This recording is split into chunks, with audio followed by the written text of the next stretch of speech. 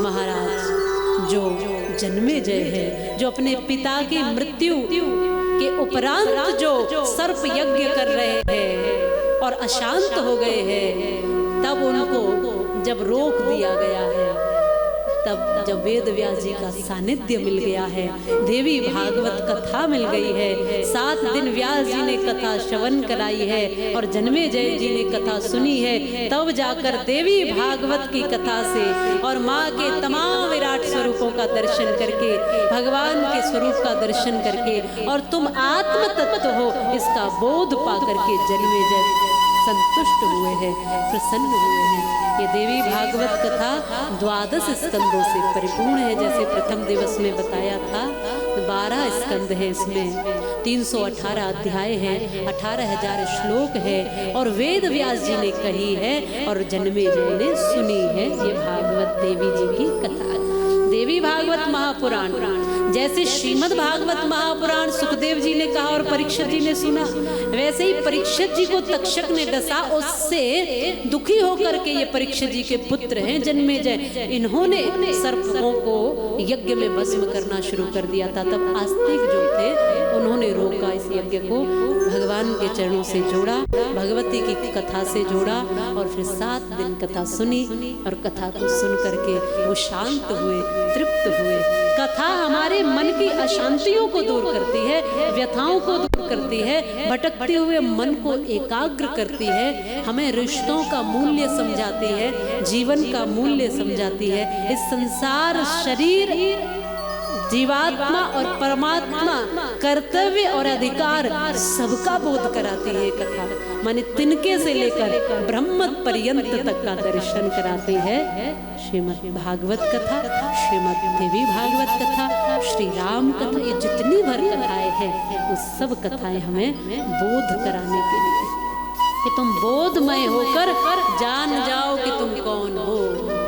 तुम हो परम सत्ता परमात्मा की संतान, तुम हो ईश्वर अंश जीव अविनाशी, जिसका कभी नाश नहीं होगा, कभी मरने वाला नहीं है, इसलिए दुखी नहीं होना। शरीर है प्रकृति और तुम साक्षात आत्मा ही परमात्मा कहा गया, तो प्रकृति यही रह जाएगी और आत्मा परमात्मा में विलीन हो जाएगी। यही परम सत्य है। फिर पुनः पुनः आते रहोगे, किसी न किसी रूप में धारण करते रहोगे शरीरों को। जैसे वस्त्र बदलते रहते हैं वैसे ही शरीर बदलते रहते हैं। और इसके लिए संत महापुरुष शोक नहीं करते। कुछ होता है तो भी ठीक और कुछ नहीं होता है तो भी ठीक। कुछ आता है तो प्रसन्न नहीं होते और कुछ जाता है तो दुखी नहीं होते। जो सम अवस्था में संतुलित करके जीवन को रहते हैं वही संत कहलाते हैं। और उन्हीं की कृपा किसी न किसी रूप में हम सब पर बटती रहती है। तो कभी दुखी हो, कभी अशांत हो तो किसी साधु संत के किसी चरणों में बैठना, बड़ों के श्रेष्ठों के सानिध्य में बैठना, सत्संग और कथाओं की सानिध्य पाना, शास्त्रों का सानिध्य पाना, गायत्री मंत्र का जाप करना। गायत्री माता के रूप में सुशोभित है ना। गायत्री का दिव्य भागवत में विशेष महत्व बताया है, इसलिए गायत्री मंत्र का जाप करना।